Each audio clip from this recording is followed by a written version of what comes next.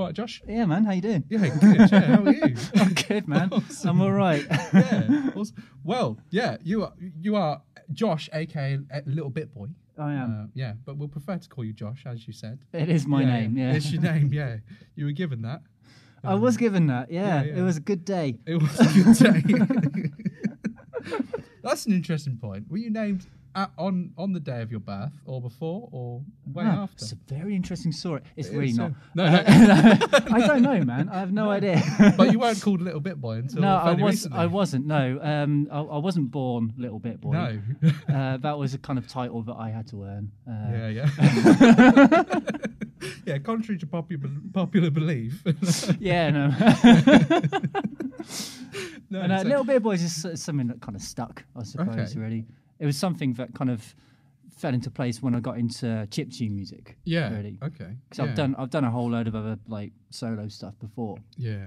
But it was never really chiptune based stuff. Yeah. But I've always been into the electronic stuff. So as soon as I started getting into chiptune, just the name Little Bitboy just suddenly kind of like stuck really, with you. Yeah. I was going to say, because I mean, chiptunes, I say it's an obscure genre. I mean, until I sort of spoke to you, I hadn't actually heard of chiptune in a sense. And it's sort of like, how did you get into it? You know, was it sort of like transitional, or did you sort of just stumble upon it and go, really like this?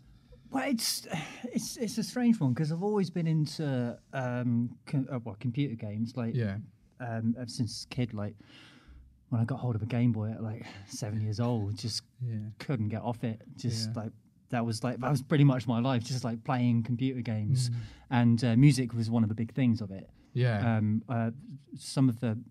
I still think some of the greatest like soundtracks written were on the computer games, like the absolutely. RoboCop soundtrack on the Game Boy was amazing. Awesome stuff. So Zelda good. theme tune. Zelda, Ocarina of Time. Yeah, epic. epic. I've spoken to this before, but like I still think Ocarina of Time is one of the most important games ever made. Absolutely. But music was definitely a big part of computer games. Yeah.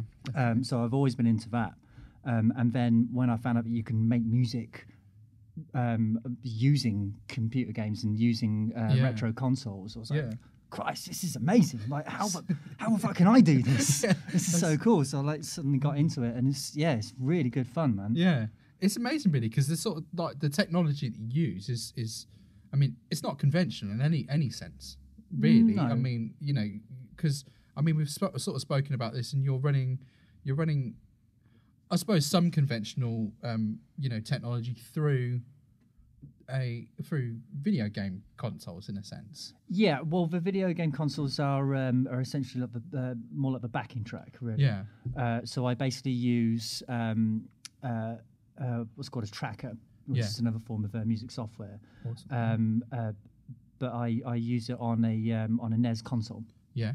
Myself, I use it on a NES emulator, but other chiptune artists use it on Game Boys. And I've seen other people use stuff on Commodore 64s, and which I've done in the past, and ZX Spectrums and Ataris and all that kind of stuff. But predominantly, chiptune artists use Game Boys, which are the main source of a backing track. Okay. So it's just basically creating this piece of music using the limited kind of like sound devices, really. Yeah.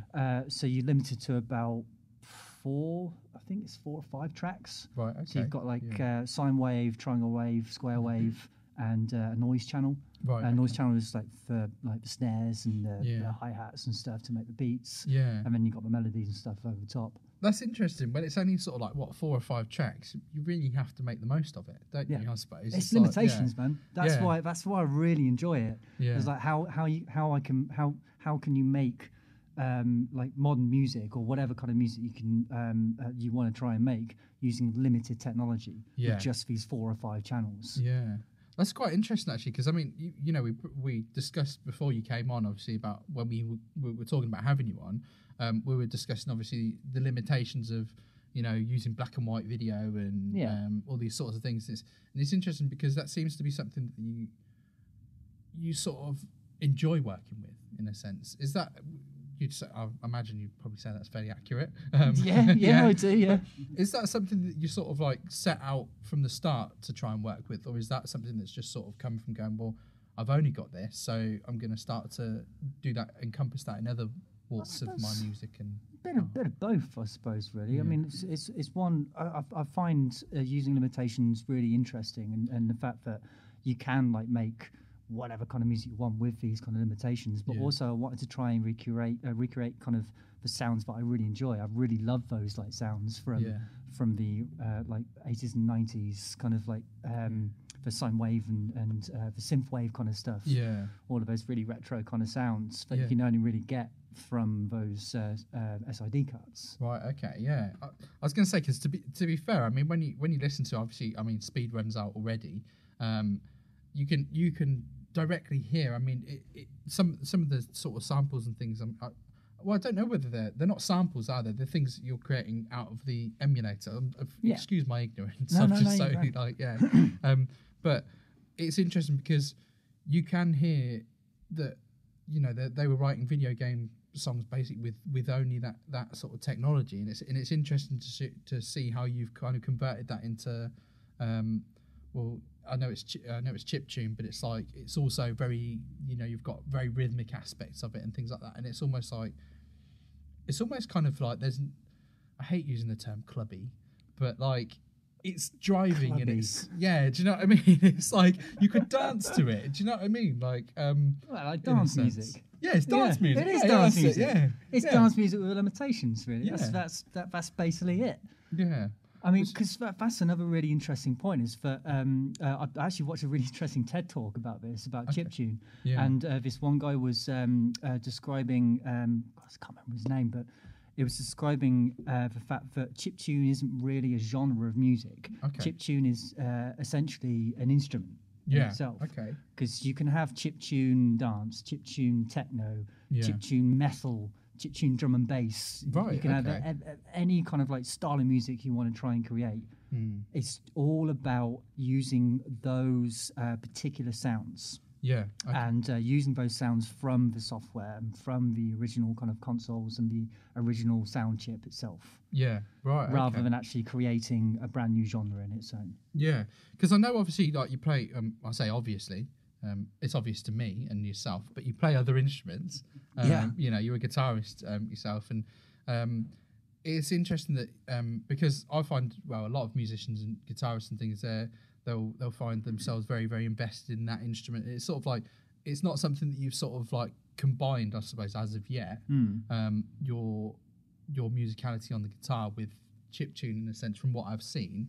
Is that something you'd be interested in doing, or do you like keeping those two things separate? I like keeping them separate. To be honest, it's I've tried it before with, but it's turned into a very different kind of genre, which is why I kind of like just combining both chiptune and synthwave itself, rather than chiptune and something else completely different, because otherwise it turns into a different kind of genre. Yeah, that's completely understandable. Yeah, well, it's that's what I find very interesting about it, because I mean, like, well, as you say, chiptune's not really a genre in a sense. Chiptune are the sets of limitations in place, and you can play whatever genre.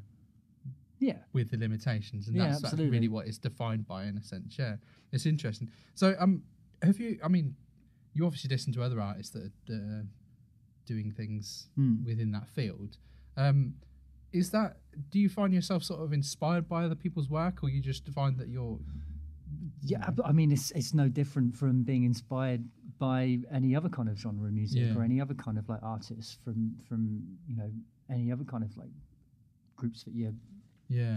Any other kind of things that you're doing. You're always going to have like inspiration from things. There are some amazing chiptune artists around the world that do some incredible stuff, and again, like incorporate different ideas to not just be solely make it sound like just a computer game soundtrack. Which a lot of chiptune artists kind of do, which is amazing, and it sounds fantastic. But I like the kind of stuff that incorporates different things, different ideas, to make those limitations kind of like a bit better, if you see what I mean. Like it shines a little bit more, I think, as soon as you incorporate something different. Yeah, that's exactly what you mean. Yeah, definitely. I was going to say, in your music, obviously, you as it's, you know, electronic music, you know, and we're saying it's kind of dance music as well, and you've got these sets of limitations. Do you find that the way that you are inspired by, say, the things that you're inspired by, do you find that they're more to do with the technology than they are things like emotions or anything like that, or do you find yourself writing music as well that's sort of emotionally connective to yourself? Again, it's a bit of both, really. Yeah. I mean, I kind of like put myself into. I just kind of lose myself a little bit as well in some of the pieces and pieces. It's not a piece. It's bloody songs, isn't they? They're just bloody songs. But no, you do. It's the same kind of thing, though. It's just you play guitar and you just fucking just whack out a tune and you just play fucking bit of electronic nonsense, and it's just it's great. It's good fun. Yeah. Well, it's interesting because I mean we've I've seen people that do sort of instrumental music and things like that. We're talking about, I mean, you say about pieces. You are composing pieces of music essentially, and do you find that there's an original sort of like message that you want to convey, or do you find that you're sort of like working on a sort of certain thing? No, man, you're looking too much into it. I'm looking too much into it. Yeah. No, it's just fun noise, mate. Yeah. It's just fun danceable noise. That makes it easier. Yeah, there's a really good chiptune artist in America called Trey Frey, and he I saw some live footage of him playing with 4 Game Boys. Yeah, okay. Which was absolutely amazing, really really good fun, and he describes his music as lo-fi dance. Right. Okay. It's just a perfect way of describing it. It's just lo-fi dance. Yes, that's the thing. I like that about it. I mean, because it's. I feel not necessarily like disconnected from it, but I think there's something slightly more than like, say, a singer-songwriter who sits down and like writes about all their emotions and feelings and things like that. There's something that not necessarily like that it feels like you're trying to get across there. It's like this isn't an emotional thing. This is something, as you said, fun noise. But like it's rather than it being like I want to pour my heart out in this song. It's like I want to kind of like use the technology to make something interesting. Yeah, it seems like there's a different purpose beyond what you're doing. In a sense. I suppose as well the other emotion that comes across is could you call it emotion? Is nostalgia? You could. Yeah. yeah. Like, because there's a big sense of nostalgia with this kind of music, because as soon as like I've had so many times like when I played live and people come up to me and go, oh yeah, I remember those kind of sounds, and it's amazing, and the blips and blops and all of that. Yeah. Blips and blops. and bajoos and just like I remember all of that stuff. Oh, I remember playing Game Boy when I was 7 years old and all of that stuff. And it does bring back kind of emotion where people remember those sounds. Yeah. And don't think that they could hear kind of like dance music from those kind of like those sounds. Yeah, definitely. And that's the thing. I mean, because it is something that, I mean, as I say, until until I knew you, I didn't know about chiptune. And it's something that like that I've been really interested in since meeting you and gone, I want to know more about it in a sense. And have you done some research? I've not done a hell of a lot of research. Oh, mate, no, come on. But I need you to guide me on my research journey. Yeah, that's it. Yeah, I need to hold your hand. You need to show everyone. And take you to some chiptune sets. You do. Yeah. Take me. Come on, Marcus. This guy. Come on, here we go. Here we go. Yeah. This is Chipzel, and she's Irish, and she does some really good chiptune stuff. And this is what this sounds like. And Pay attention, you have a little bear. Like, come on, wake up. Come on, Marcus. No, but I mean, I think the thing is like it's because it's sort of like an unexplored genre in my mind anyway, and it will be for a hell of a lot of people. But I mean, I'm already speaking to people that are really really interested in what you're doing, and it's because it's so different from anything that we've had on before. I think that people are instantly drawn to it because it's something that's slightly different and go, right, I want to understand a bit more about it in a sense, which I think is I mean, not only, sort of what we try and do on the platform, but it's, I think it's great for, to actually have the opportunity to like talk to you about what it is in a sense, because I imagine that this is probably a massive assumption, but like chiptune artists a lot of the time are very like they want to do this stuff and they're really into the technology and don't necessarily think about like, I think that because I've not heard of it, I don't think it's in the like mainstream in a sense, so it's not been like pushed in that way because it's got the room to be. I think anyway. Well, it does, yeah, and it does have a big following, though, man. Like, again, you just got to look into it, and there's some really big like chiptune artists around the world. Like, there's some there's even like big chiptune festivals out in America, and this big one that was actually supposed to play last year in Denmark. Right, which I'm gonna try and play again this year. Actually. But yeah, there's loads of platforms out there. Yeah, but it is still very much like. It's still a little bit underground. Yeah, the whole idea of chiptune. Yeah. Do you think that sort of contributes to the appeal of it? I mean, not just for yourself, but like as a whole. Do you think that that sort of underground feel of it is something that's synonymous with it, or do you think? I suppose so. Yeah. Well, you mean the less people know about it, the better. Yeah, it's kind of like it's our little secret, like in a sense. Like kind of. Yeah. But you're always going to get that with any kind of like genre of music. Like, punk is really big, but you're always going to get like really underground kind of punk venues in Berlin or in London. You're going to get these like dirty little grotty venues where people put on DIY punk shows, and you're going to get the same with chiptune. Yeah, no, absolutely, yeah. Maybe not dirty, but some of it's really dirty. Some of them are dirty. Some of it's really dirty. My actual kind of first introduction to chiptune was this guy called DJ Scotch Egg. DJ Scotch Egg? Yeah, Japanese guy, Shige. He was based in Brighton. Yeah. Amazing guy. And it's like Gabba. Right, it's like Gabba music, but all on a Game Boy. And I remember seeing this guy first time at the Freebutt in Brighton, which is closed down now. Okay. And it was just this crazy, just nutter Japanese guy with a Game Boy shouting into a microphone, throwing Scotch eggs into the crowd. Do you know what? I think that's more people need to know about this. A Scotch Egg, man. DJ Scotch Egg was amazing. He's absolutely incredible. He then went on to be in a band called Drum Eyes. Right, okay. Who actually played at the Labour Club a few times in Northampton about 4 or 5 years ago, I think. Yeah. Did he keep the Scotch egg thing, or just kind of left that? No, he replaced it with a piece of broccoli. Right, okay. Yeah, he had a piece of broccoli. Was he sort of poking people with it? He was thrusting it into the crowd, yeah. Thrusting the broccoli. That's a euphemism if there ever was one.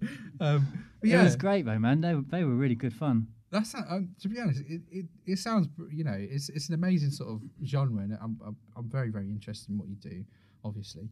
And I think the more people hear of it, the more people will be interested. Naturally, it's more people will be interested in it. But I think I definitely. I mean, I sort of like this idea that it's kind of like a bit of an underground thing, and there's lots and lots of people kind of doing it. I don't know, and these venues are sort of like, I don't know, like venues and festivals and things aren't necessarily like, it's not the mainstream, and I sort of love that about music, and I think that's a great thing. And what we sort of we always talk about on AudioStage is like we want these sort of like not necessarily like but slightly obscure genres to sort of have a place to go in a sense. And I think there are places for them to go, but where there's a collective platform where people can just discover things all the time. Absolutely. Which I think that's that's one of the main reasons we want you on, sort of thing. And it's been great like having you on because of that. It's really fun, man. Yeah, it's been really good fun, and I think like with your sort of like future of Little Bitboy, do you think you're do you have like specific plans that you want for what you're doing? Just to keep gigging and recording really at the moment. I just I've got some plans to go over to France and Germany and stuff and get some shows out there. Yeah.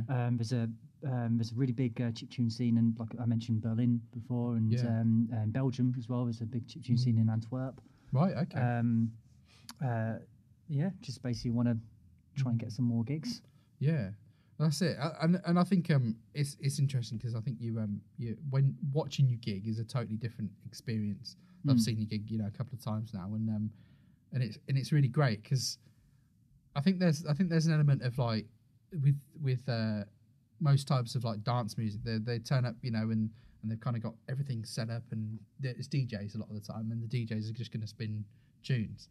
But what's interesting about what you do is you're creating things there and then. You're actually playing live. Well, this is the kind of thing that I wanted to try and get across into the live show. Was you see a lot of chiptune artists, and as you say, like a lot of like dance artists stuff, where it's just a laptop or a laptop and a keyboard or whatever, and it's literally just or spinning tunes or whatever. Yeah. I wanted to try and make each live show ever so slightly different, where I'd incorporate different kind of like synths and different samples, and make it a little bit more improv and a little bit freer, rather than just me playing over the top of a backing track. Which is fine, but I just wanted to make it a little bit more interesting for the audience and also for me as well. Absolutely, yeah. I think as well, because I mean, well, you're a musician through and through. And I think through and through musician you are, and I think I'm a musician. I'm a musician, one of them, But I think the thing is about that I find being a musician is that quality of improvisation is sort of something that you kind of, I mean, as a musician, I think you kind of want, in a sense, you want the ability to kind of breathe within your music and do what you want to do, in a sense. And I like that about chiptune, where you're not tied to this many beats and this minute, this is how the song's set out exactly. If you miss your cue, you've lost it, and that sort of thing. That's what I really enjoy that about what you're doing, in a sense. I mean, which you can be regimented to those kind of like rules. But I kind of choose not to, because I want to, again, like I said, I want to make it a bit more interesting for myself and just kind of mess around a bit. Mess around. Make some fun noise. I love dicking around with like keyboards. It's great. Dicking around with the keyboard. Dicking around with fucking noises. All the blips and blops. It's cool, man. They are awesome, in all fairness. I mean, I think God, I'm going back years ago, but I used to.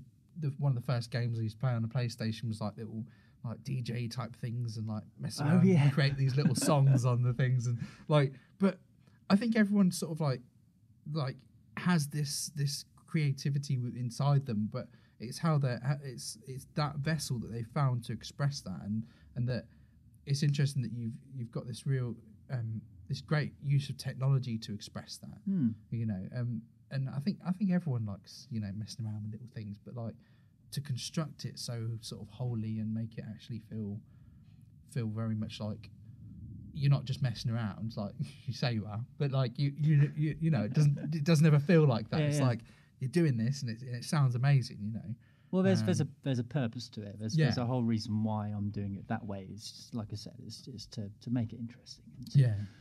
Absolutely, because I mean, you've got the second track that you did with it is Hertz, and that was all improvisation, wasn't it? Yeah. See, I took a different approach with that track. Very different approach. The first track, Speedrun, was I wrote the track on a tracker which is called NTRQ. Written by Neil Baldwin, really, really great programmer, and he made this tracker designed specifically to be used on a NES console. Right. Okay. And it's absolutely fantastic piece of software. It's all I use to write on, really, for the chiptune stuff. So I did that for Speedrun, and then play some stuff over the top and a couple of samples and all that. But for Hertz, it was very different. I wanted to incorporate something that wasn't solely written on the NTRQ. I wanted to make something that sounded slightly chiptune, but using just hardware and no computers, no laptop, no backing track. Just completely improvised, couple of beats, and then just kind of like make it kind of flow, nice and fluid.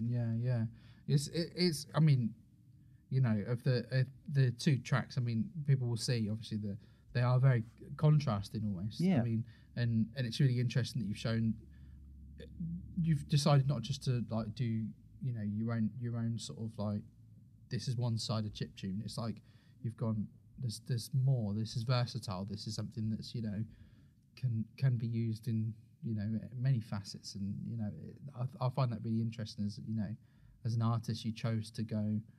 I'm not just gonna do what I normally do. I'm going to do something totally different. Yeah. which was that the right thing to do? Well, I sort of looked at you at first and went, "Are you insane?" Yeah.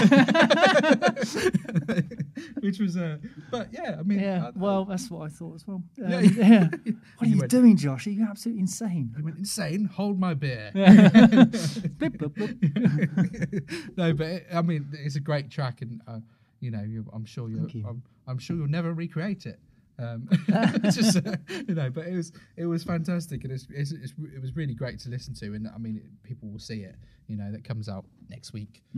So yeah, I'm really looking forward to seeing what people think of that as well. Yeah, man, it's very different. It's a different one. It is, yeah. But again, it's the whole idea of like of contrasts. Right? Yeah. Of like you've got this one kind of like Venn diagram, I suppose, of like electronic music, and then you can go on to several different kind of branches and several different ideas, but all spawn from the same one idea. Yeah, definitely. Well, that's the thing. I mean, people are going to hear it very, very shortly. But yeah, as you say, you've got plans to do some touring, get around Germany and France, and do some stuff. Yeah, do some things. Stuff. Yeah, play some stuff. Keep it open ended. Yeah, man. Just do some shit, mate. That's what I like about it. That would be great. I want to keep making some nonsense noises. Make some noise. Yeah. Let's do it. Get a xylophone. Whack that. No. Is it electronic? Yes. Oh, cool. Yeah. Cool. I'll be on that. I'll wire it up to the mains. But yeah, no, I'm really looking forward to seeing what more you do, and obviously I'll be coming down to gigs and whatnot, and I hope more people will be coming down to gigs as well after seeing this. And yeah, keep following what you're doing. You're on Facebook. I am Little Bitboy. Little Bitboy. You're on Facebook. You've been tagged and everything, so. Yeah. I've got a Bandcamp as well. Yeah, awesome. Little Bitboy. Got my EP on there. And some other weird shit that I did. just throw that up. Yeah. I recreated the Guardians of the Galaxy soundtrack on there as well. Nice. Was that for Roger? No, it wasn't for Roger. It was it was a stupid fun thing. It was a fun project I did years and years ago. Yeah. I like the idea though. Yeah. It was like 3 months of my life. Time you'll never recreating get back. an 8-bit version of the Guardians of the Galaxy soundtrack. What the fuck were you thinking? Yeah, if people haven't heard it, go and listen to that. Yeah, go and have a listen. Go and have a listen, because Josh doesn't want to have spent 3 months of his life in vain. So yeah, I'm sure that's all paid off. It's good. I'm proud of it. Great. I am proud of it. Well, I'm going to go and listen to it, because I'm really intrigued by it now. Do it. But yeah, we'll obviously keep linking the stuff, and it'll be in the description. Yeah, man. But yeah, it's been really good to talk to you. And it's been a pleasure. It's been one pleasure. Yeah. Just one. It has been one entire pleasure. It's been one. Yeah. It's been pleasurable all the whole time. Yes. No more than that. Just a pleasure. A pleasure, but no less. So. Yeah. Cheers. Cool, man. Thanks.